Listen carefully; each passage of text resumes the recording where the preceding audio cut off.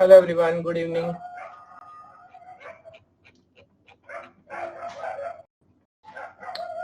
Okay, कैसे हैं सब लोग? बहुत अच्छे। तो भाई एक बार मेरे को याद दिलाओगे लास्ट क्लास में हमने कहाँ तक पढ़ लिया था?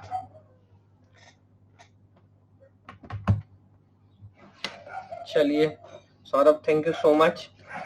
अच्छा, CMM लेवल हमने समझ लिया था, फेयर इनफ। तो now we know what is capability maturity model, है ना। और सॉफ्टवेयर डेवलपमेंट लाइफ साइकिल भी आई थिंक हमने डिस्कस कर ली है, जो अलग अलग मॉडल्स हो सकते हैं, और कुछ फंडामेंटल पॉइंट डिस्कस किए थे। ओके ओके, तो उसी आइडिया को आगे बढ़ाता हूँ, है ना। और आज की क्लास में थोड़ा सा आगे डिस्कशन लेके चलेंगे। तो जैसा आपने समझा है कि जो पूरी सॉफ्टवेयर डेवलपमेंट लाइफ साइकिल, एक बार मुझे बताएंगे उसमें फर्स्ट स्टेज हमारा कौन सा है? सॉफ्टवेयर डेवलपमेंट लाइफ साइकिल के अंदर पहला स्टेज जो प्रॉपरली हम मान के चलते हैं वो हमारा कौन सा है? Requirement analysis. यस, तो रिक्वायरमेंट एनालिसिस के बहुत सारे पॉइंट हो सकते हैं, कुछ आइडियाज हो सकते हैं। तो एक एक पॉइंट करके मैं डिस्कशन करता हूं, जहां जो कंफ्यूजन होगा बताइए। और requirement analysis is important phase, है ना, यहाँ से क्वेश्चन भी पूछा जाता है। तो उसके बाद में अपन न्यूमेरिकल की भी बात करेंगे। Feasibility study is also there, but it is like more or less same ही बात है। तो इवन कुछ मॉडल्स में आप देखेंगे तो रिक्वायरमेंट और feasibility they consider it only one stage, है ना। तो they don't consider two separate stages. तो लॉजिकली सेम बात ही है। यस, अच्छा, CMM पर क्वेश्चन अभी हमने ट्राई नहीं किए थे क्या?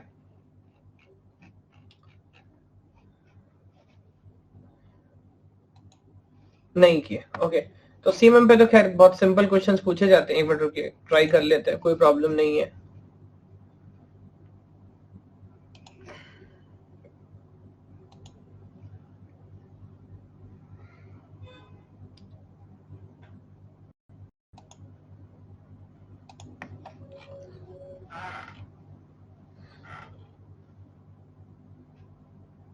एक मिनट रुकिए, मैं स्लाइड लोड कर लेता हूं। ओके, तो CMM के अंदर हम जो पूरा कैटेगराइज करते हैं तो कितने लेवल में करते हैं, एक बार याद करके बताओगे? How many levels? Total 5 levels हैं, है ना। Starting from what? स्टार्टिंग सबसे पहले इनिशियल लेवल हमारे बात करते हैं। इनिशियल के बाद repeatable, then defined, then managed and then optimized. और हर एक के की पॉइंट्स एक बार याद दिला देता हूं। इनिशियल, जहां पर हर चीज टेम्परेरी एडॉक बेसिस पे है। एस्टिमेशन करना, प्रिडिक्टेबल करना टाइम का या मनी का पॉसिबल नहीं है। और ऐसा बोल सकते हैं कि जो भी प्रेजेंट प्रोसेस है, जो भी प्रेजेंट आइडिया है, वो काफी हद तक स्टाफ पे डिपेंड हो रहा है। किस पे डिपेंडेंट है? स्टाफ पे, है ना। तो अगर ऐसा है तो आप बोल सकते हैं ये कौन सा लेवल हमारा हो गया? Initial level. नेक्स्ट हमारा क्या है? रिपीटेबल लेवल, है ना। तो as far as repeatable level is concern, यहाँ पर हम क्या मान रहे हैं? धीरे धीरे बेसिक अजम्पशन या बेसिक आप बोल सकते हैं एक्सपीरियंस हमने गेन किया, और उसके बेस पे बहुत सिंपल एस्टिमेशन या कॉस्ट, टाइम और कॉस्ट एस्टिमेशन करना हम सीख गए हैं। बट स्टिल आप बोल सकते हैं कि बहुत ज्यादा कोई रिटन डॉक्यूमेंटेशन ट्रेनिंग वगैरह नहीं है। जब आप जाते हैं डिफाइंड में, जो कि है प्रोसेस स्टैंडर्डाइजेशन, तो यहाँ पर आप बोल सकते हैं कि यहाँ पर हम सबसे पहले तो जो भी नए रिक्रूट्स होंगे, जो भी नए फ्रेशर्स होंगे, उनकी स्किल सेट ट्रेनिंग वगैरह कराएंगे। रिस्क मैनेजमेंट पहली बार हम यहाँ पे करते हैं। और जो भी कंपनी के रूल्स रेगुलेशंस, वर्किंग हायरार्की, जो भी प्रोसेसेस होती हैं, everything will be well written and documented, है ना। ऑल्दो उनको हम एकदम लास्ट लेवल तक फॉलो करें ना करें वो अलग बात है, लेकिन कंपनी के पास एक रूल बुक होना चाहिए। उसके बाद बात की हमने मैनेज्ड की, और मैनेज का मतलब क्या है?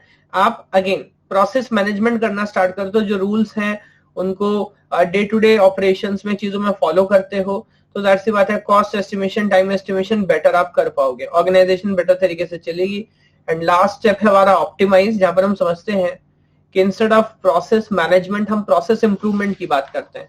हम देखते हैं क्या प्रॉब्लम्स हैं, क्या समस्याएं हैं, तो मुझे बोलना चाहिए जैसे अगेन जैसा डीवीएस में हम पढ़ते हैं ना या ओएस में पढ़ते हैं, तो प्रिवेंशन पे यहाँ पर आते हैं या detection?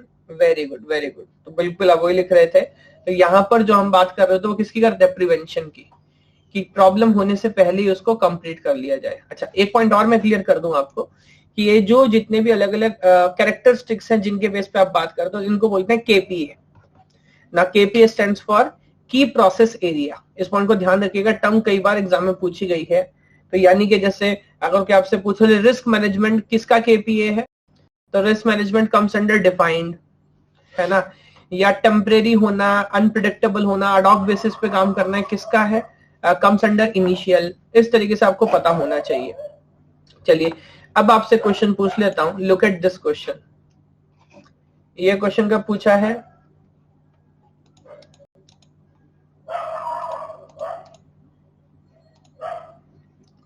This question was in जून 2012। एक बार ध्यान से ऑब्जर्व करो, समझो, देखो क्या पूछ रहा है।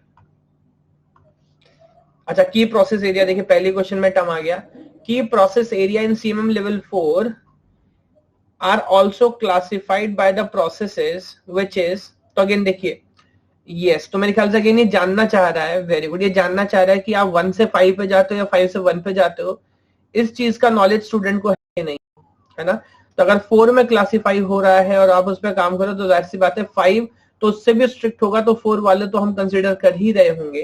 तो ऑफकोर्स आंसर यहाँ पर हो जाता है 5। तो अगेन एक चीज ऐसे पूछ सकता हूँ, डिजायरेबल सीएमएम लेवल क्या है? डिजायरेबल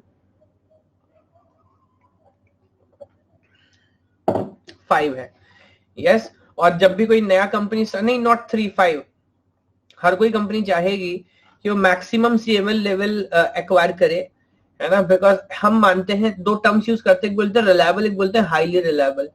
अगर सीएमएम लेवल 5 कंपनी कोई प्रोडक्ट बनाती है तो इन जनरल उसको हम मार्क करते हैं इट इज हाईली रिलायबल, समझिएगा। अगर हम बोलते हैं कि कोई प्रोडक्ट सीएमएम लेवल 5 कंपनी ने बनाया, then it is termed as highly reliable software, okay.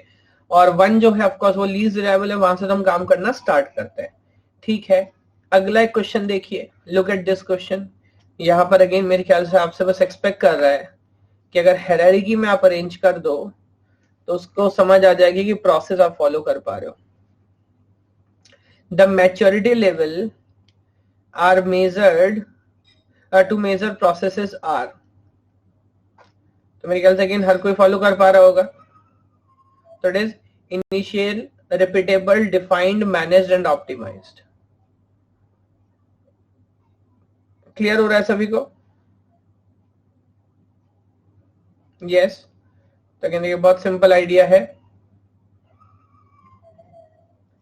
Great great, तो करेक्ट आंसर इज ए। तो सीक्वेंस याद करना बहुत इंपॉर्टेंट है। अगला क्वेश्चन देखिए, look at this question. Full form में पूछ लिया जून 2014 के अंदर, तो कितना सिंपल आइडिया हो सकता है। फुल फॉर्म पूछा है, full form of KPA is, of course you know the full form is key process area. Very good very good. आगे बात करते हैं, look at this. June 2014 minute में अब लगातार यहां से क्वेश्चन पूछते सिंपल है।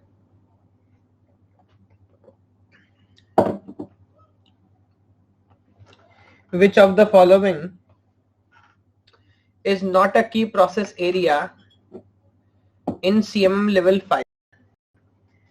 CMM level 5 में इसमें से कौन सा की प्रोसेस एरिया नहीं है? देखिए क्या पूछ रहा है। Which of the following is not a key process area? Okay, तो ज्यादातर लोग आंसर कर रहे हैं ए, कुछ लोग आंसर कर रहे हैं सी। और दोबारा एक बार सोच लो, देखो हो सकता है आप लोगों ने डिफेक्ट प्रिवेंशन स्टार्टिंग में देख लिया, बट इसने क्या बोला? Not.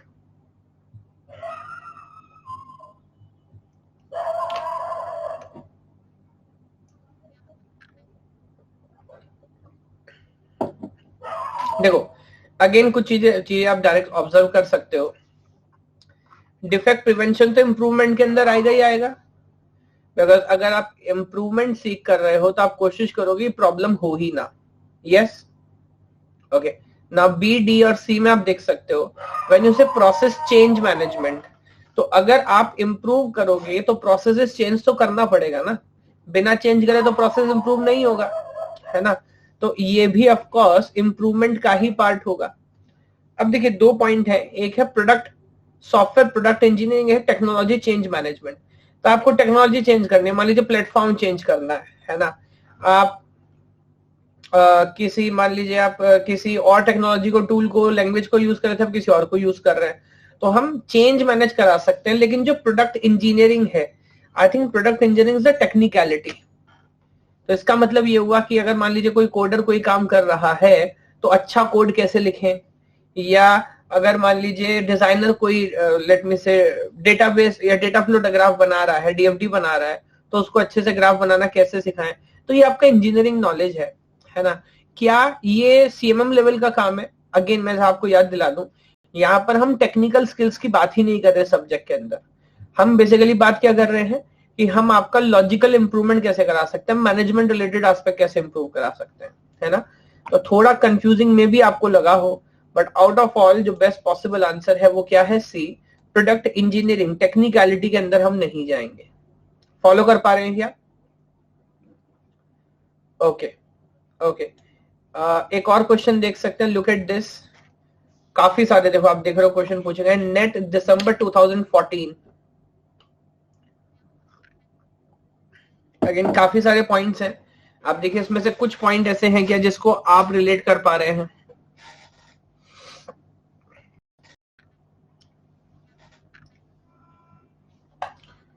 Okay, Anushree Singh, C is the correct answer.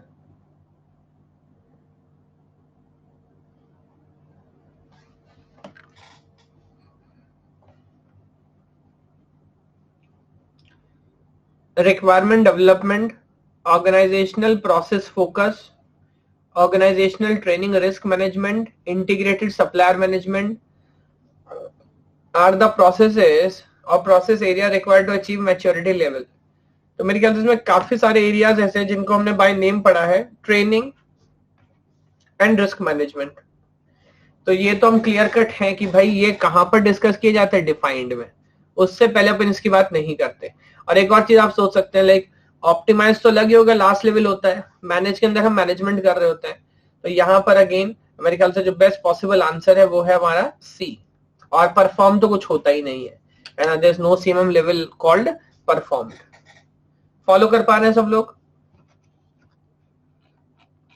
Yes, okay okay. एक और क्वेश्चन देखते हैं। नहीं, खत्म हो गया, ठीक है। Again now let me come back to requirement, जिसकी बात मैं आज स्टार्टिंग में करने वाला था। तो now you tell me, requirement engineering देखने में जितना आसान काम लगता है, क्या ये सच में उतना आसान काम है?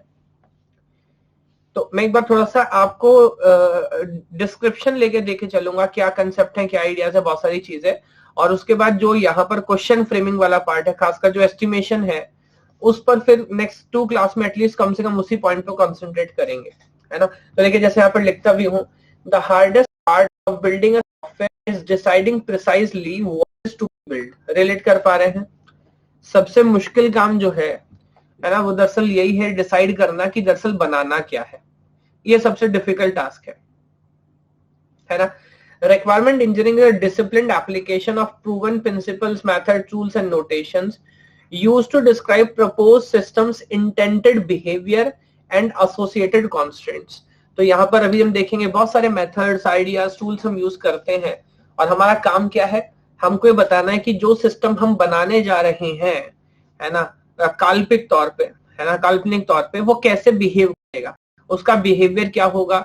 और अगर साथ में क्लाइंट कुछ रेस्ट्रिक्शंस लगा रहा है तो उन रेस्ट्रिक्शंस का भी जो डिस्कशन है, जो जिक्र है, वो हम यहाँ पर करेंगे।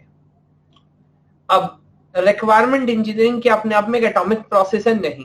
तो अब देखिए मैं रिक्वायरमेंट इंजीनियरिंग के अंदर जा रहा हूँ। रिक्वायरमेंट एनालिसिस जो है वो अपने आप में एक फेज है। अब रिक्वायरमेंट एनालिसिस के अंदर 4 फेज है। कौन कौन से फेज है? बहुत आप मान के चलिए, बहुत शॉर्ट में डिस्कशन करूंगा। पहला फेज रिक्वायरमेंट एलिसिटेशन, ये टर्म बाय नेम एग्जाम में पूछी गई है। उसके बाद requirement analysis, then requirement documentation and then requirement review, है ना। तो एक एक पॉइंट समझते हैं, बहुत सिंपल आइडिया है। पहला स्टेप है रिक्वायरमेंट एलिसिटेशन यानी कि गैदरिंग ऑफ रिक्वायरमेंट। तो पहला जो कंसंट्रेशन आप सोचो हमारा होना चाहिए वो किस पॉइंट पे होगा? रिक्वायरमेंट सही है, गलत है, डिटेल्ड है, नॉट डिटेल्ड है, या पहले जितने पॉसिबल हो सके उतने पॉसिबल रिक्वायरमेंट गैदर करना चाहिए। तो हाँ, ये ऐसा बोल सकता हूँ जितना पॉसिबल है ना, उतना रिक्वायरमेंट पहले संचित करना चाहिए। जितना ज्यादा रिक्वायरमेंट संचित करोगे उतना अच्छा होगा। अब समझ आया बात आपको?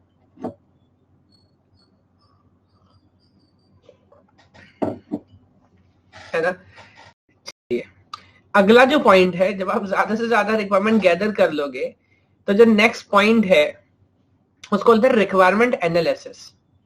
अब देखो अपना काम क्या है, अगर आप बहुत सारे रिक्वायरमेंट्स आपके पास हैं तो क्या उसमें हो सकते हैं रिक्वायरमेंट्स के अंदर कुछ कन्फ्लिक्ट्स हो, कुछ इनकंसिस्टेंसीज हो, या आपको ऐसा लगता है कुछ रिक्वायरमेंट्स आपको क्लियर नहीं है, फर्दर एक्सप्लेनेशन, फर्दर मीटिंग आपको क्लाइंट से करनी पड़ेगी? जी हाँ, है ना? तो हो सकता है कोई स्टेक होल्डर का रिक्वायरमेंट कुछ और हो। एक स्टेक होल्डर आपसे बोल रहा है कि मेरे को ज्यादा फंक्शनैलिटी चाहिए, लेकिन दूसरा बोल रहा है नहीं 6 महीने के अंदर प्रोजेक्ट कंप्लीट करना है। एक बोल रहा है ज्यादा सिक्योरिटी चाहिए, क्रिप्टोग्राफी चाहिए, एनक्रिप्शन चाहिए, सब चाहिए। दूसरा बोल रहा है कि नहीं, स्पीड बहुत अच्छी होनी चाहिए एप्लीकेशन की, चाहे सिक्योरिटी कहीं ना कहीं हम कॉम्प्रोमाइज कर रहे हो। तो इस तरह के जो कन्फ्लिक्ट्स, जो कंफ्यूजन हो सकते हैं, उन पर एक बार डिस्कशन कर लेना बहुत जरूरी है, वरना बाद में प्रॉब्लम आती है ना? एक बार जब ये सारी एनालिसिस आप कर लेंगे तो क्या उसके बाद अब अपने को डॉक्यूमेंटेशन करना है ना? देखो जब आप ऑफिशियल बिजनेस करोगे, काम करोगे, है ना, तो छोटे मोटे काम में जरूरी नहीं है ना, जिसको हम भाषा में बोलते हैं लिखा पढ़ी करना, पूरे रखना, क्या वो बहुत जरूरी है? जी हाँ। तो यहाँ पर भी हम उस बात को उतनी ही वैल्यू करते हैं रिक्वायरमेंट डॉक्यूमेंटेशन में, है ना? अभी तो देखिए आपका काम सिर्फ पढ़ना है, कोई प्रॉब्लम नहीं है, आपके डॉक्यूमेंटेशन सिर्फ आपके नोट्स है। लेकिन मान लीजिए आप कोई बिजनेस रन करेंगे तो आपको बिजनेस में एक अकाउंट सेक्शन रखना पड़ेगा, है ना? एक पूरी लाइब्रेरी, एक आर्काइव बना के रखना पड़ेगा। कल को कोई सरकारी एजेंसी आती है, कोई और इंस्टीट्यूशन आता है, आपकी ऑडिटिंग होती है, तो आपको सब कुछ पता होना चाहिए भाई कैसे कर रहे हैं, क्या कर रहे हैं।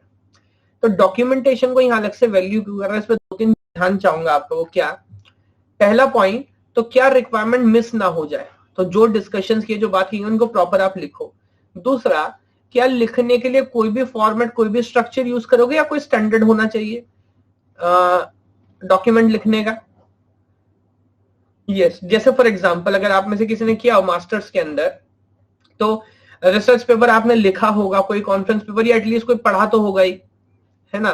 तो कोई भी मान लीजिए अच्छी कॉन्फ्रेंस है, मान लीजिए IEEE है, स्प्रिंगर है, एल्सवियर है, जो भी है, क्या हर रिसर्च पेपर को लिखने का एक प्री डिफाइंड स्टैंडर्ड होता है? आप रिसर्च कैसा भी लिखो, यस, है ना? तो एक होगा किस साइज का यूज करना है, कौन सा फॉन्ट यूज करना है, यस, APA कैसा, ऐसा करके, यस।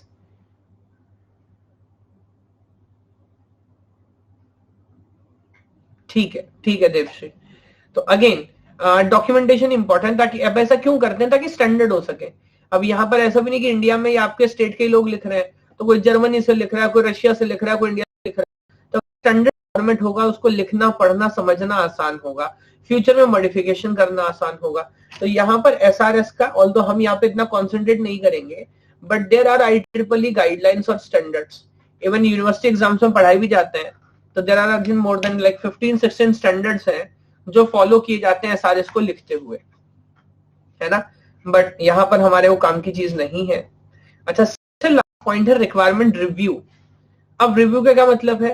आपने गैदरिंग कर ली, आपने देख लिया कोई गड़बड़ तो नहीं, एनालिसिस कर लिया, आपने डॉक्यूमेंटेशन कर लिया, बिकॉज अब तो लॉजिकली अगला काम मेरे को डिजाइन करना स्टार्ट ही करना है ना? लेकिन उससे पहले यहाँ पर एक फेज लिखा हुआ है रिव्यू का। आप बताओगे रिव्यू का क्या मतलब होता है? What is requirement review and why actually review is required? एक बार और चेक कर लेना है, ठीक है, रीचेक कर लेना है। बट एक पॉइंट मैं क्लियर कर दूं, यहाँ लिखा नहीं है इस बात को। रिक्वायरमेंट रिव्यू मोस्टली हम खुद करते हैं या we prefer a third party review? खुद करना चाहिए, किसी और से रिव्यू कराना चाहिए? थर्ड पार्टी, देखिए बहुत सारे केस में testing and review must be done by third party, because आप और जो आपका क्लाइंट है ना, वो दोनों ये पॉइंट को कई बार फॉलो कर चुके होते हैं। तो कभी कभी जब एक नया आदमी पहली बार एक रिपोर्ट पढ़ता है तो he has a very good fresh perspective, तो बहुत सारी प्रॉब्लम्स जो है ना, वो आपको मिलेगा और फ्रेश व्यूज मिलेंगे। हालांकि इसके लिए अच्छे खासे पैसे देने होते हैं और काफी जो सीनियर लोग होते हैं इंडस्ट्री के वो रिव्यूअर का काम करते हैं, है ना। तो एक चीज आपको बता दूं, खासकर जो लोग नेट के लिए प्रिपेयर कर रहे हैं, जब आप नेट के लिए प्रिपेयर कर लोगे, किसी अच्छे कॉलेज में आप प्रोफेसर लग जाओगे और काफी काम कर लोगे, तो फिर उस इंडस्ट्री में जो लोग काम करते हैं, है ना, वो रिव्यूज कराएंगे आपसे अपना डेटा, और रिव्यू के लिए भारी भरकम फीस मिलती है। जैसे फॉर एग्जाम्पल, एक एग्जाम्पल आपको देता हूँ, आईआईटी दिल्ली में पहले सॉफ्टवेयर के एक प्रोफेसर थे पंकज जलोटे, अभी मेरे ख्याल से ट्रिपल आईटी दिल्ली के डायरेक्टर हैं, बीच में कुछ समय डीसी के भी एडिशनल वाइस चांसलर रहे हैं। नहीं, अभी मैं उस लेवल पे नहीं पहुंचा, है ना। तो वो काफी जो बड़ी बड़ी सॉफ्टवेयर कंपनीज होती है उनके बोर्ड ऑफ डायरेक्टर्स में होते हैं। तो कंपनी क्या कर रही है, सब कुछ फाइनलाइज करने के बाद एक बार उन प्रोफेसर से रिव्यू करा रहे देखने के लिए, या उनकी राय लेने के लिए कि आपका क्या विचार है। तो कंपनी को लगता है ना, सॉफ्टवेयर इंजीनियरिंग में बहुत काम किया है, बहुत सारे स्टूडेंट्स को गाइड किया, पीएचडी किया है, तो ये शायद बेटर हमको एडवाइस दे पाएंगे, है ना। डीसी में हमारे प्रोफेसर थे P B Sharma, he was official reviewer of Rolls Royce. तो रोल्स रॉयस दुनिया में जो भी नई गाड़ी बनाता था, जो भी नया इंजन बनाता था, तो ये पीएचडी इन मैकेनिकल इंजीनियरिंग, कम से कम 50 स्टूडेंट्स को तो पीएचडी करा चुके थे, वेरी सीनियर प्रोफेसर। तो वो रॉयल्स रॉयस का हर इंजन रिव्यू करते थे, and when he say okay then only Rolls Royce उस इंजन को आप मान सकते हैं कि असेंबली में, प्रोडक्शन लाइन में लेके आता था, वरना उससे पहले सिर्फ स्केचेस और थ्योरेटिकल आइडिया ही होते थे। तो इस तरह से क्या बहुत सारे रिव्यूअर हो सकते हैं, है ना। आमतौर पर आप ऐसा बोल सकते हो सलाहकार, बिकॉज बहुत सारे पॉइंट्स में यू नीड एन एडवाइस, और एडवाइस किसके लिए लोगे आप, जो इंडस्ट्री का एक्सपर्ट होगा उस लाइन के अंदर, है ना। तो अगर आप मुझे बताओ फंडामेंटली जो 4 स्टेप्स हैं उनका गाइड को समझ आ रहा है क्या रिक्वायरमेंट के अंदर? Elicitation, analysis, documentation, review. Okay, ये क्वेश्चन देखो, look at this question. GATE 2013, SRS में टेक्निकल डिटेल्स होते हैं जी नहीं, तो अभी मैं बात करूंगा खैर स्टेप बाय स्टेप। एसआरएस जो है it is written in natural language, और फिर यही बताने वाला है कि क्या करेगा, कैसे करेगा, किस तरीके से करेगा, नहीं।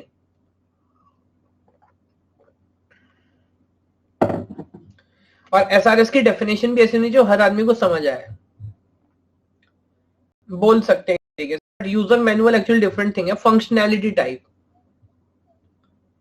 है ना, कि क्या क्या बातें होंगी, क्या क्या फंक्शनैलिटी सॉफ्टवेयर बनाएगा, वो पहले से उसके अंदर लिखे होंगे। ओके, तो मेरे ख्याल से आप बता रहे हैं elicitation, analysis, design and documentation. तो जाहिर सी बात है रिक्वायरमेंट डिजाइन, है ना। तो हम क्या रिक्वायरमेंट डिजाइन कर सकते हैं? नहीं, लॉजिकली तो रिक्वायरमेंट डिजाइन कुछ होता नहीं है, बट अगर रिक्वायरमेंट डिजाइन करने का हक किसी को है भी, तो वो किसको है? कस्टमर को है। तो कस्टमर रिक्वायरमेंट डिजाइन करता है और हम तो काम करते हैं। ओके, अब आगे बढ़ता हूँ और एक दो फंडामेंटल पॉइंट्स आपसे डिस्कस करता हूँ।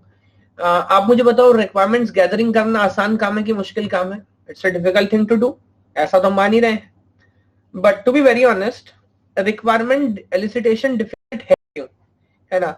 क्या ऐसी प्रॉब्लम है कि रिक्वायरमेंट गैदर करने में हमें काफी तकलीफ आती है? तो एक बार इस पॉइंट पे छोटा सा डिस्कशन करना चाहूंगा। तो देखिएगा, डिफिकल्टीज ऑफ रिक्वायरमेंट इंजीनियरिंग, तो बेसिकली वो क्या मेजर इश्यूज हैं जिसकी वजह से रिक्वायरमेंट इंजीनियरिंग में हमें डिफिकल्टी आती है। तो let me approach each of them one by one. सबसे पहले तो पहला पॉइंट देखिए क्या लिखा हुआ है, requirements are difficult to uncover as no one gives the complete set of requirement in the first time, and even if someone does then also requirement is incomplete। तो पहले बात तो कोई कंप्लीट सेट देता नहीं है ना, और कोई देता भी है तो इनकम्प्लीट होगा। यहाँ पे शायद चेंज बेटर लिखना चाहिए था। तो समय के साथ वो जो रिक्वायरमेंट है वो भी चेंज होती रहती है, और इसमें आप ऐसा नहीं बोल सकते कस्टमर की गलती है, बिकॉज शायद मोस्ट ऑफ द केसेस में कस्टमर को भी समय के साथ ही समझ आ रहा होता है कि आखिर उसको चाहिए क्या। ये बात फॉलो कर पा रहे हैं क्या?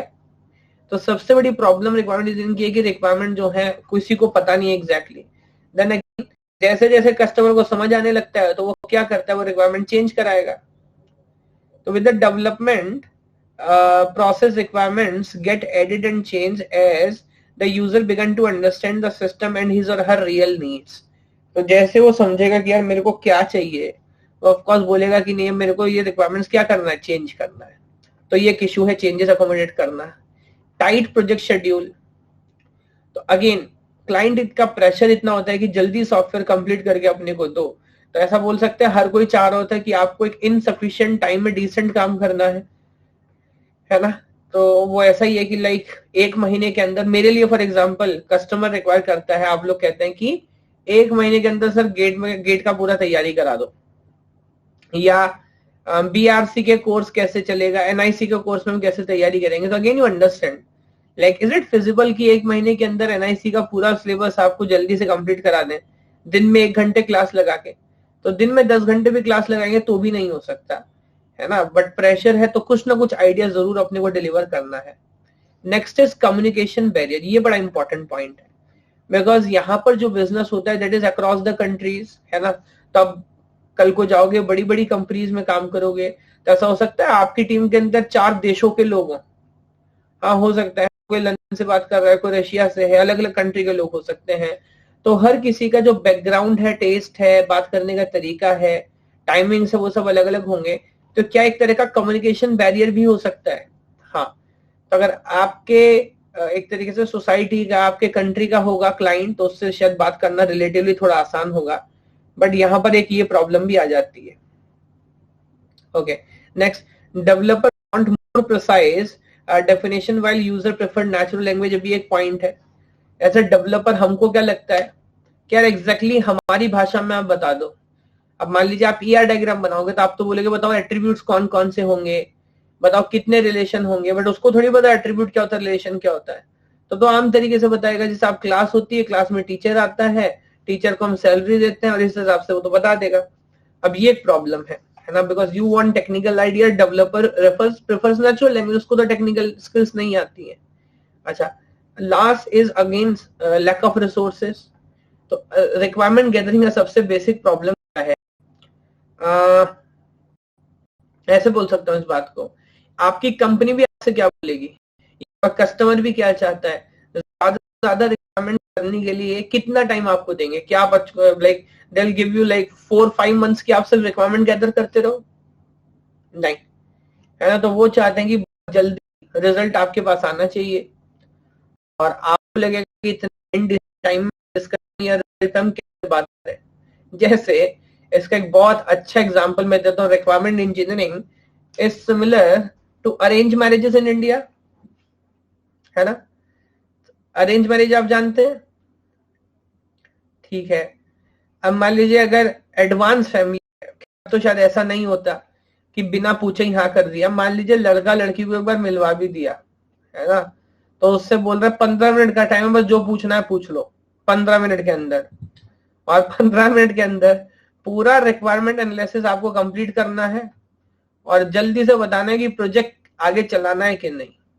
और प्रोजेक्ट भी कैसे, ऐसा नहीं कि भाई 2 महीने का 6 महीने का प्रोजेक्ट है, पूरी जिंदगी का प्रोजेक्ट है। एक बार अगर गलत प्रोजेक्ट में आप फंस गए तो बस गेम ओवर हो गया आपका। यस और नो? यस। तो अगेन ये कुछ ऐसा ही है कि कम टाइम के अंदर अगर आपको सारी रिक्वायरमेंट क्लियर करनी होंगी तो it will lead to like बहुत मुश्किल हो जाएगा। अब एक एक करके मैं जल्दी जल्दी डिस्कशन कर रहा हूं कि कौन कौन से मेथड हो सकते हैं। एग्जाम पॉइंट ऑफ व्यू से they are not that important, but मेरे ख्याल से बेसिक आइडिया होना चाहिए। सर आपने कितने टाइम में कर लिया था रिक्वायरमेंट गैदरिंग?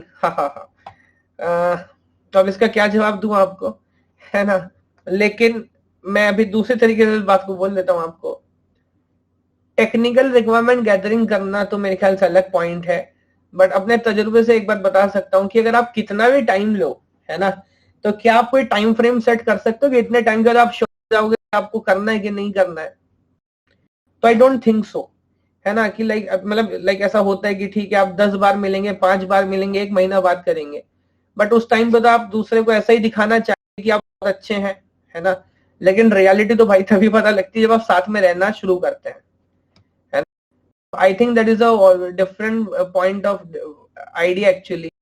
काफी हद तक देखिए ऐसा नहीं कि आप सोचेंगे एग्जैक्टली सामने वाला कैसा है, आपका बिहेवियर डिसाइड करता है कि सामने वाला आपसे कैसे बिहेव करेगा, है ना। तो it's all about understanding, mutual concern, बहुत सारी चीजें हैं, है ना। तो कभी चलो ग्रस्त जीवन पे एक अलग क्लास लगाऊंगा, देखते हैं उसमें कितने आते हैं, है ना।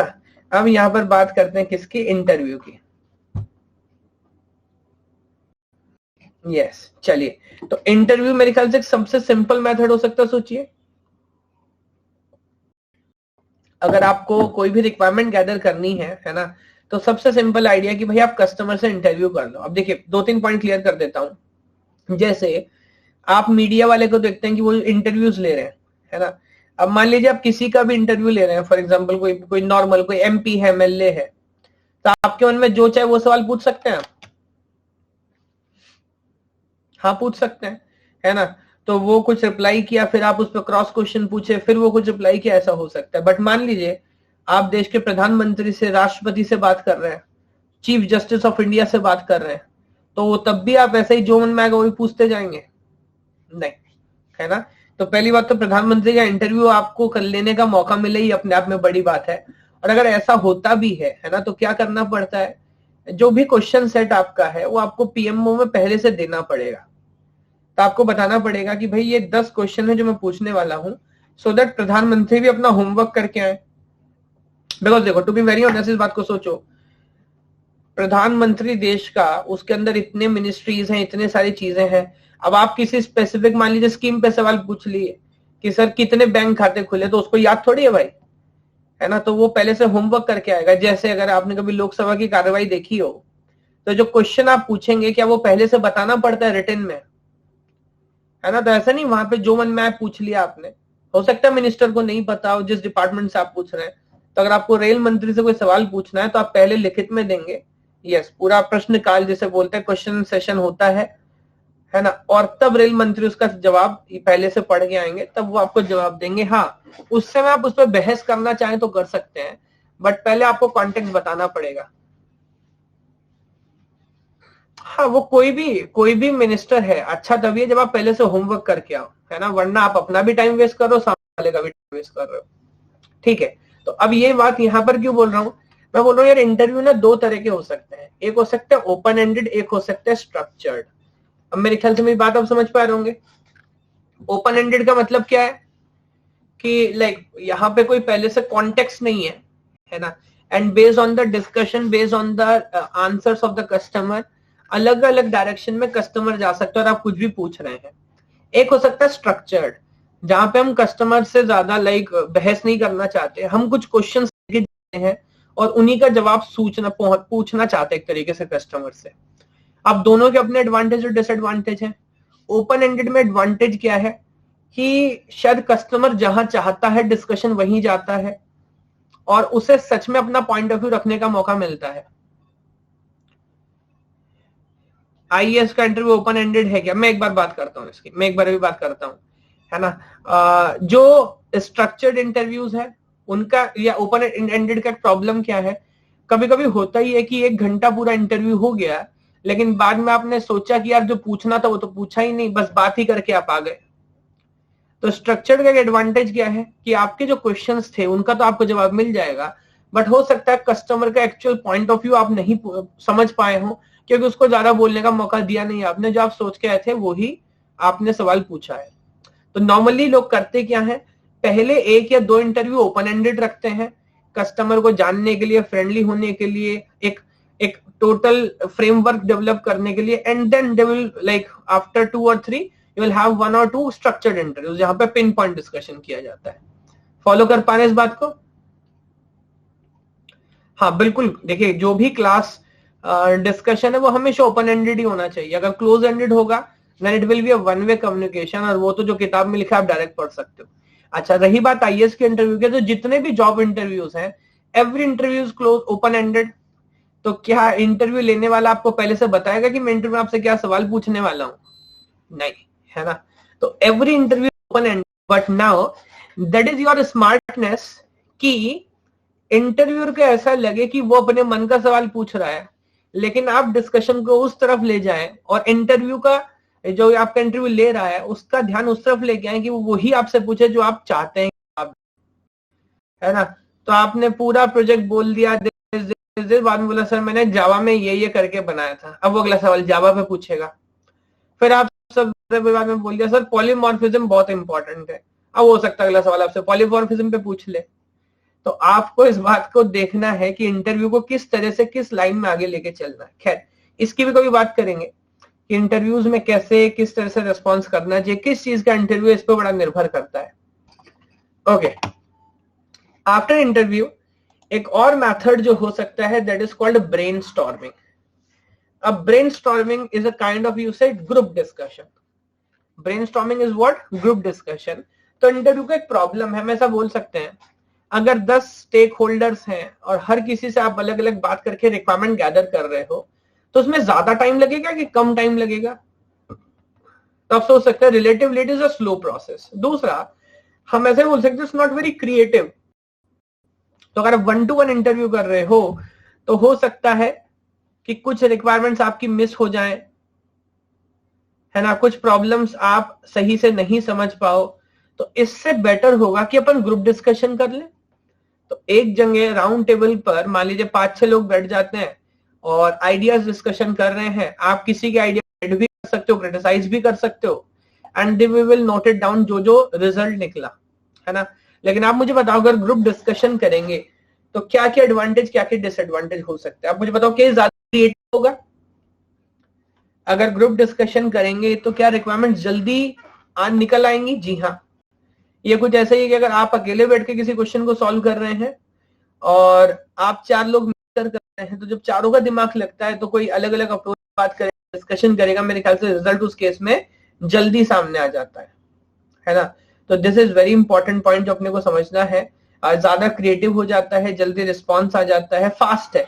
इंटरव्यू बहुत स्लो प्रोसेस, अच्छा खासा समय लगेगा, लेकिन यहाँ पर ब्रेनस्टॉर्मिंग में जल्दी आ जाएगा। प्रॉब्लम क्या है? क्या कभी कभी ग्रुप डिस्कशन है वो बड़े एग्रेसिव हो सकते हैं?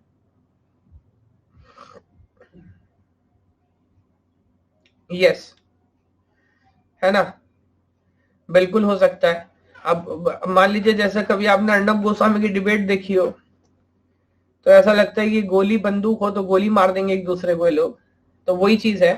तो कभी कभी ऐसा ना हो, यस, कभी कभी ऐसा ना हो कि लाइक बहुत ज्यादा एग्रेसिव हो जाए। अब जैसे सौरभ बोल रहा है बहुत सारे लोग इंट्रोवर्ट नेचर के हो सकते हैं, है ना। तो उस केस में होगा क्या कि हो सकता है आप अपना पॉइंट ऑफ व्यू अच्छे से रख ही ना पाओ, है ना। अब मान लीजिए अगर कोई अमित शाह की और मनमोहन सिंह की डिबेट करा दे तो,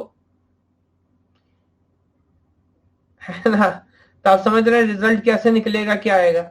लेकिन इसका मतलब ये नहीं कि मनमोहन सिंह के अंदर कैलिबर नहीं है, नॉलेज नहीं है या क्वालिटी नहीं है।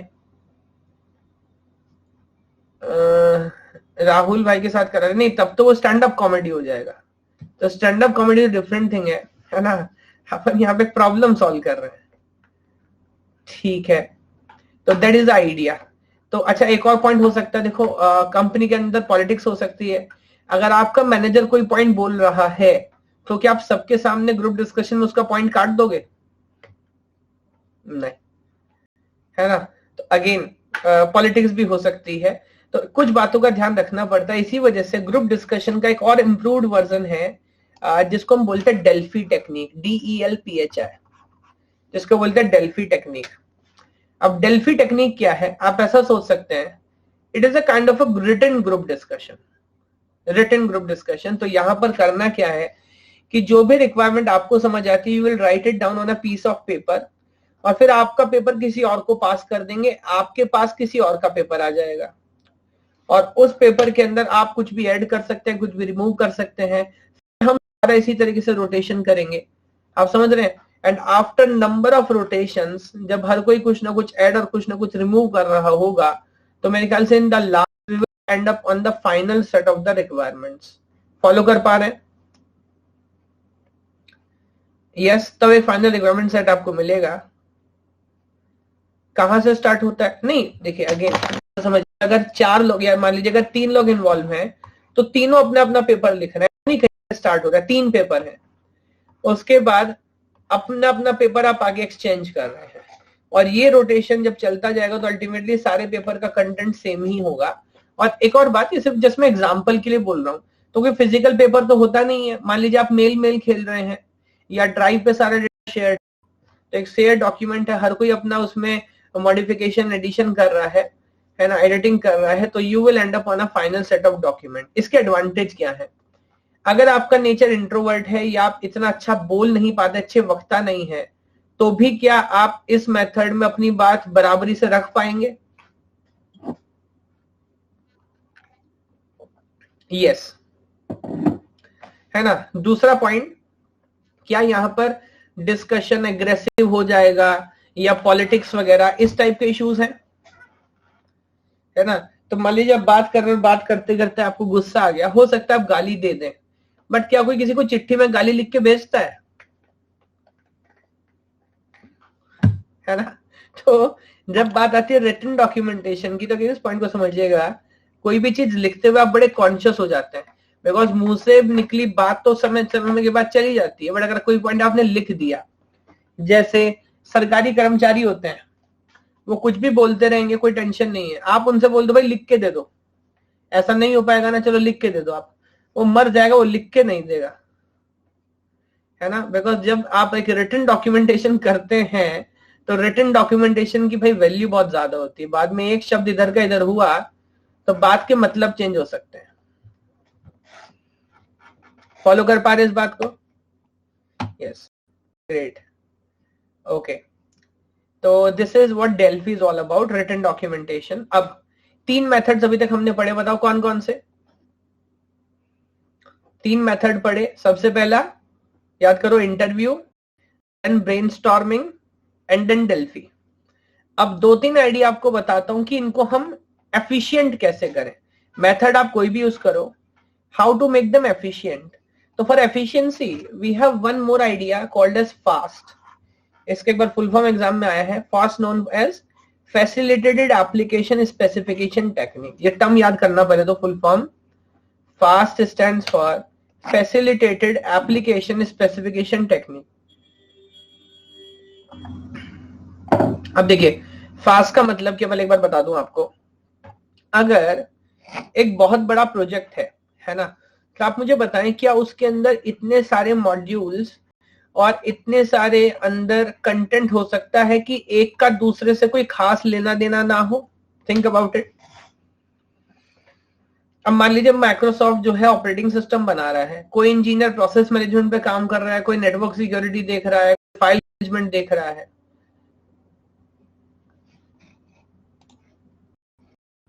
अभी क्लियर है? ओके। बोल रहा कि आपको सिर्फ उसी प्रॉब्लम सेट पे काम करना चाहिए जो आपका डोमेन है, बिकॉज सब पे हर किसी को इन्वॉल्व करोगे तो डिस्कशन गड़बड़ हो जाएगा, है ना। तो इसका मतलब फास्ट के अंदर हम करते क्या है, एक बेसिक मीटिंग करते हैं, समझते हैं क्या सिस्टम है, क्या आइडिया है, और उसका छोटी छोटी टीम्स बनाते हैं।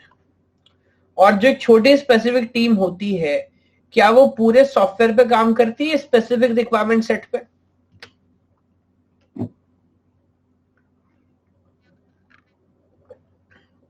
यस। तो they will work on specific set and specific modules, है ना। और बाद में जब हर कोई डिपार्टमेंट अपनी अपनी टीम या अपने अपना जो डिस्कशन है वो कंप्लीट कर लेगा, तो सारे रिक्वायरमेंट को मर्ज अप करके we can come up with a single set of requirements. सोच पा रहे इस आइडिया को, है ना। तो this method is called FAST method. जैसे एक और चीज है, देखो अगर किसी पॉइंट को आपको समझना ना, it's not about software industry, आप कोई भी मैनेजमेंट करते हैं, मान लीजिए ऐसा सोचिए, घर के अंदर एक शादी है,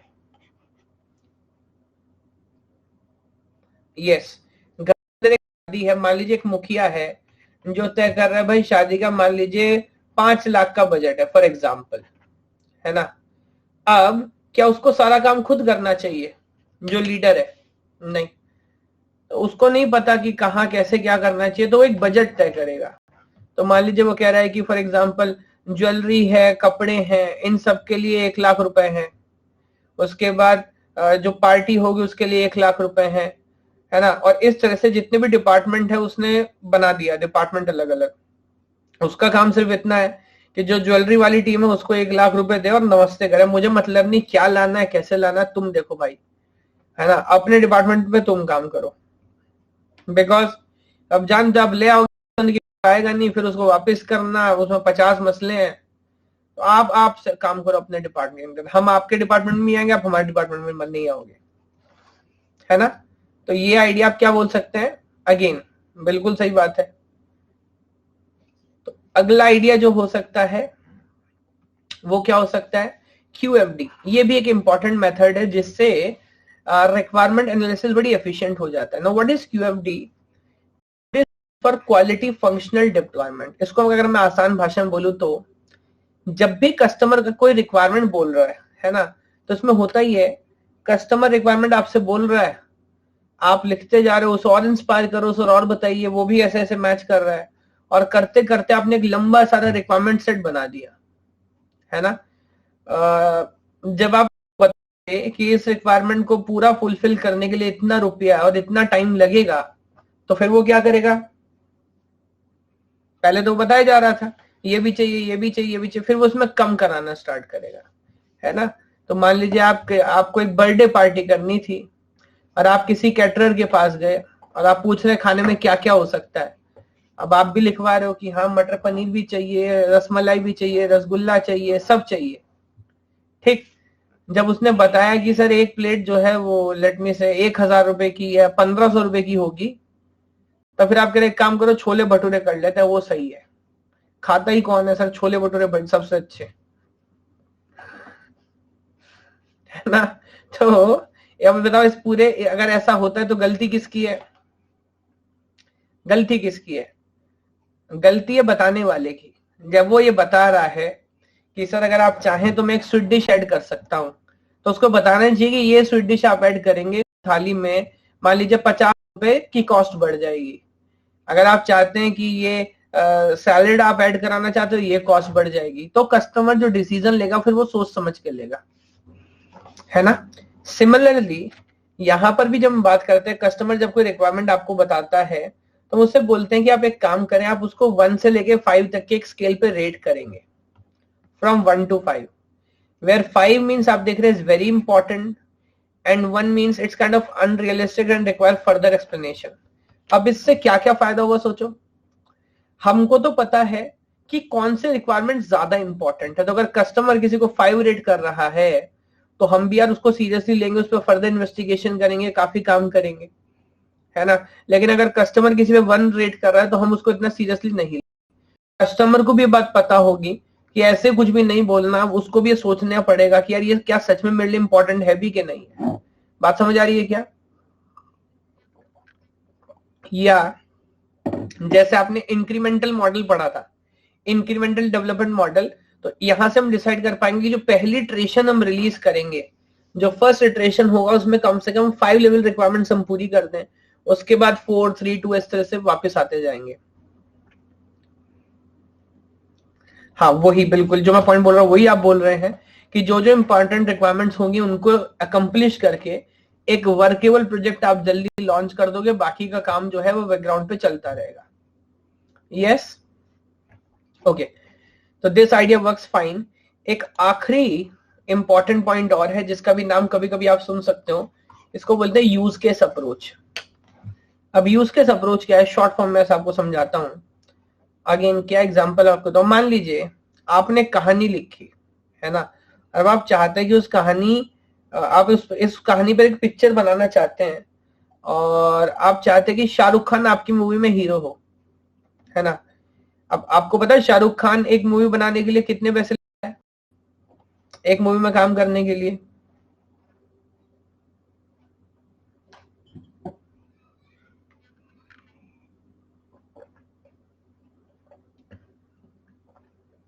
₹50 करोड़, करोड़ों में। खैर मैं आपको बता देता हूं, बस 1 करोड़, क्या बात कर रहे हो। 5-10 करोड़ तो शाहरुख खान बर्थडे पार्टी का ले लेता होगा। अगर आपको बर्थडे पार्टी में शाहरुख खान को बुलाना है तो 10 करोड़ लगा लेगा कम से कम, है ना। चलो मैं आपको बताता हूँ, शाहरुख खान मूवी बनाने के लिए लेता है ₹0। अभी मैं थोड़े दिन पहले एक आर्टिकल पढ़ रहा था, तो उसका मानना है कि कभी कभी होता ही है कि अगर कोई अच्छा फिल्म मेकर है लेकिन उसको पता है कि यार शाहरुख तो 10 करोड़ लेगा, 15 करोड़ लेगा, तो वो शाहरुख को अप्रोच ही नहीं करेगा, उसके पास पैसे नहीं है। तो अच्छी मूवी करने के लिए कह रहा है मैं मूवी के लिए पैसे नहीं लेता, बाकी एडवर्टाइजमेंट है, बर्थडे पार्टी है, इन सब से मैं पैसे कमा लेता हूं, मुझे पैसे की प्रॉब्लम नहीं है। लेकिन अच्छी मूवी मुझे तभी मिलेगी जब मैं पैसे नहीं दूंगा। ठीक, एक आइडिया हो सकता है। ओके, तो अब मान लीजिए अगर आप डिसाइड करते हो कि आप प्रोड्यूसर बनोगे, अब पैसे की तो प्रॉब्लम है नहीं, शाहरुख कितने रुपए ले रहा है, 0। लेकिन प्रॉब्लम क्या है, उसको आप कन्विंस कैसे करोगे कि मेरी मूवी में काम कर? यस और नो? यस। तो उसके लिए आपको पहले शाहरुख को कहानी सुनानी पड़ेगी, स्क्रिप्ट दिखानी पड़ेगी, है ना। तो ज्यादातर लोग क्या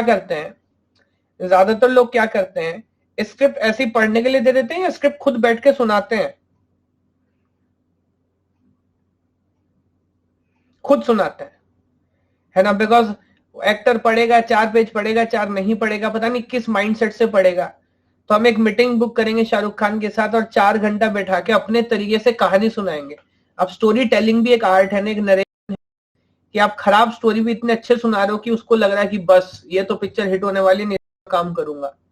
या आप अच्छी कहानी भी इतने खराब तरीके सुनाई कि उसको लग रहा है तो बोरिंग है, पिट जाएगी पिक्चर, है ना।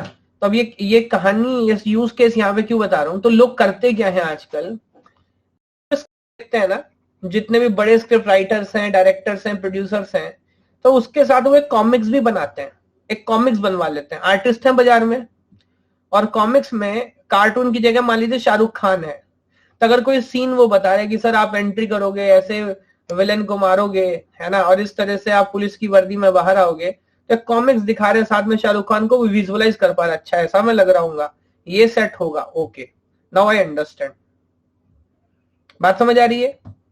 तो अगर वो एक कॉमिक्स आप साथ साथ दिखाते चलोगे, तो क्या अपनी बात बेटर तरीके से कन्वे कर पा रहे होंगे, है ना। और शायद इसीलिए इतना लंबा उदाहरण वैसे देने की जरूरत भी नहीं थी, इसीलिए जब बच्चे कॉमिक्स पढ़ते हैं तो सिंपल स्टोरी बुक उनको इतनी अच्छी नहीं लगती, कॉमिक्स अच्छी लगती है। क्यों? क्योंकि वहां पे साथ साथ इमेजेस होती हैं, आप विजुअलाइज कर पा रहे हो, अच्छा ये हो रहा है, उसने ऐसा बोला, उसने ऐसे मारा, ऐसे किया, है ना। कुछ बच्चे तो बस कॉमिक्स पेज पलटते रहते, पढ़ते भी नहीं है, वो सिर्फ कार्टून देख देख के स्टोरी समझ लेते, अच्छा ऐसा हुआ होगा, है ना। यस। तो यूज केस डायग्राम में हम करते क्या है, कस्टमर जो भी बोलता है कि सर ये रिक्वायरमेंट ऐसा होगा, तो उसका हम डायग्राम, उसका एक स्केच बनाते जाते हैं कि अच्छा रफली ऐसा लगेगा, सॉफ्टवेयर नहीं, जस्ट कॉपी पे। उसके बाद यहां पर आप क्लिक करेंगे तो एक नया पेज ओपन होगा जिसमें ऐसा होगा, फिर क्लिक करेंगे तो एक ऐसा पेज ओपन होगा। इस तरह से जब आप narration, activity diagram, flow charts उसको दिखाते जाएंगे, तो क्या उसकी अंडरस्टैंडिंग रिक्वायरमेंट पे इंप्रूव होगी, क्या वो बेटर क्लैरिटी से बात कर पाएगा, है ना। और अगर आप कुछ और सोच रहे होंगे, वो कुछ और बता रहा होगा, तो उसी वक्त आपको करेक्ट कर देगा, नहीं नहीं ऐसे नहीं, मैं ऐसे बोल रहा हूँ, ये ऐसा होना चाहिए, है ना। ऑल्दो इसका प्रॉब्लम क्या है, ऐसा करने से आपकी जो पूरी प्रोसेस है थोड़ी स्लो हो जाएगी, बिकॉज आपको हो सकता है आप खुद इतने साउंड ना हो, तो you are required to hire let me say artist जो स्केच बनाए उसको प्रोसेस करे। बट हाँ, अंडरस्टैंडिंग में तो कहीं ना कहीं इंप्रूवमेंट आएगा, इसमें कोई डाउट नहीं है। ये बात सोच पा रहे हैं सब लोग? Okay okay. तो बेसिकली 5 प्रोसेसेस थी, जरा बताओ कौन कौन सी 5 प्रोसेस थी, कौन या 3 मेन प्रोसेस है। Yes, interview, brainstorming and Delphi, उसके बाद 3 इंप्रूवमेंट है, fast, QFD and use case approach. इतना पॉइंट फॉलो कर पा रहे हैं क्या?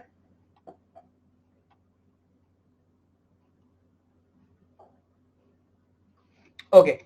अब देखिए जल्दी से एक पॉइंट यहां पर डिस्कस करता हूं, और इस पर हम डिटेल में आने वाली क्लास में डिस्कशन करेंगे, which is estimation model.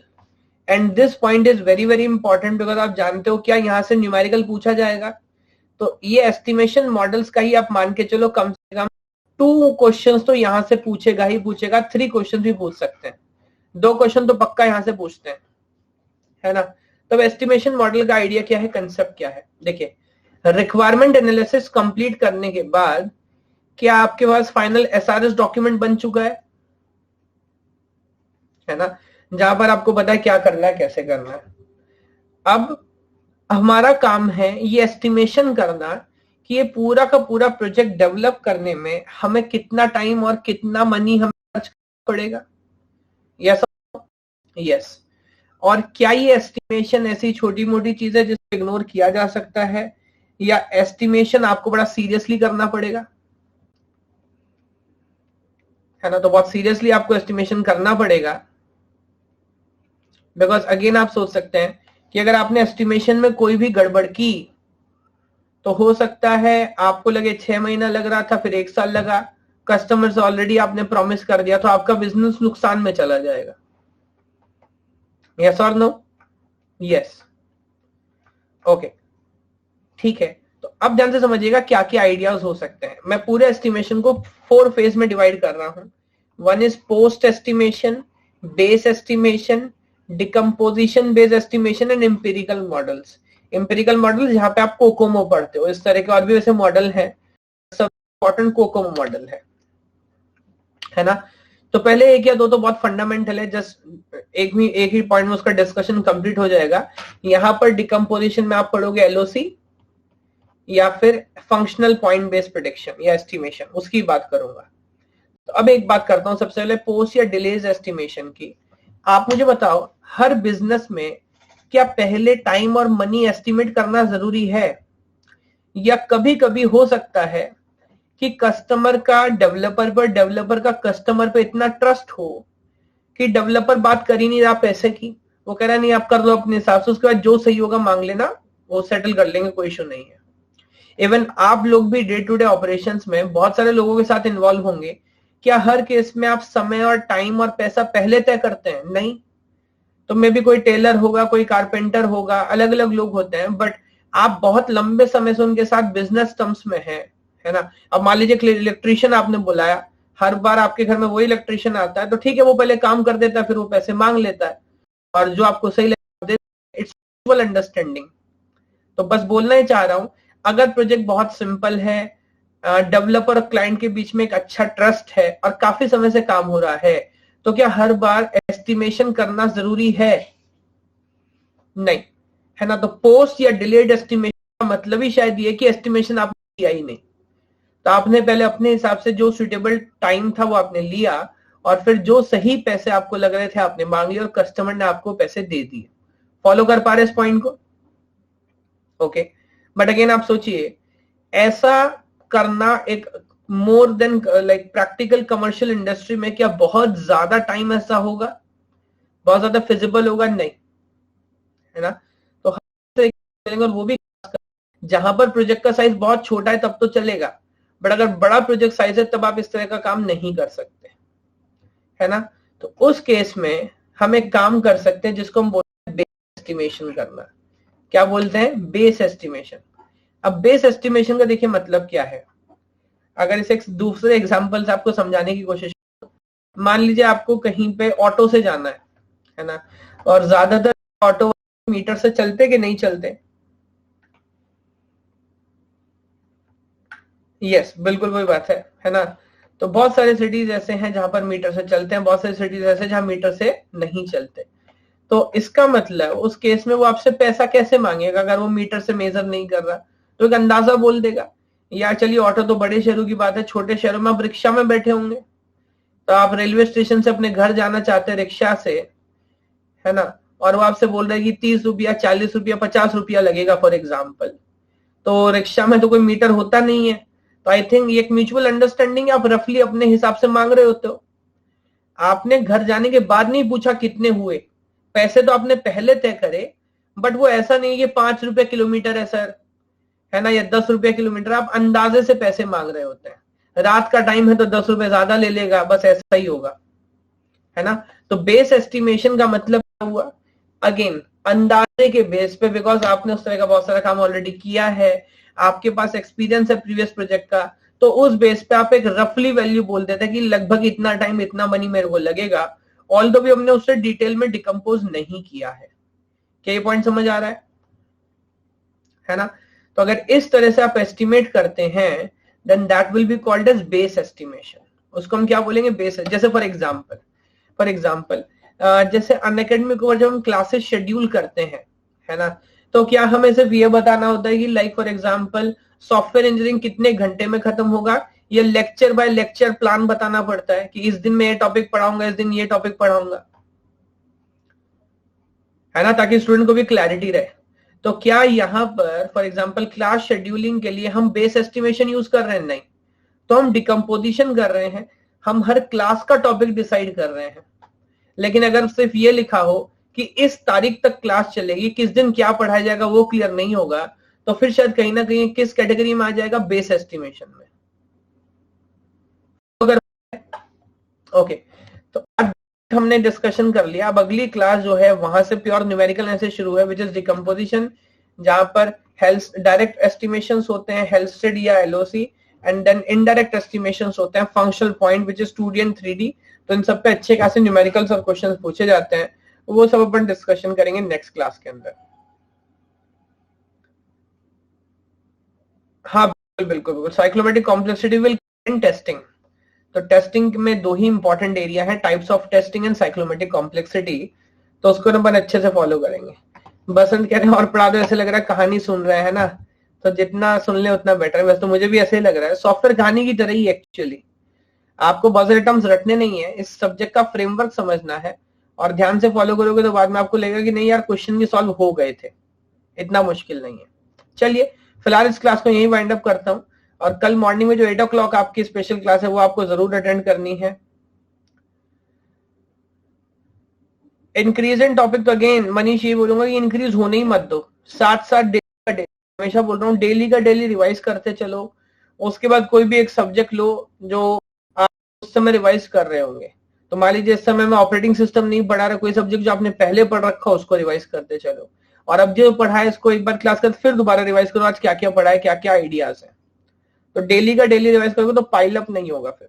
Yes चलिए, अच्छा कल की जो क्लास है यार वो 8 से नहीं, वो 8:20 से है मॉर्निंग में क्लास जो है, बिकॉज एक्चुअली 12 घंटे पहले करना होता है, तो मैं थोड़ा लेट हो गया शेड्यूल करने में, तो 8 o'clock से अवेलेबल नहीं था स्लॉट, तो जो अर्लीस्ट पॉसिबल था वो 8:20 से था, तो ध्यान रखिएगा। नोट्स बनाने की जरूरत नहीं है, नोट्स बनाने की जरूरत नहीं है देवश्री, जितने मैं नोट्स दूंगा मोर देन सफिशिएंट होंगे, है ना। तो कुछ इंपॉर्टेंट पॉइंट लिखता है आप उसको नोट डाउन कर सकते हैं, बट हर बात को लिखने की बिल्कुल भी जरूरत नहीं है, बिकॉज मैं हर बार कुछ नई कहानी बोल रहा होता हूँ। Yes okay, good night.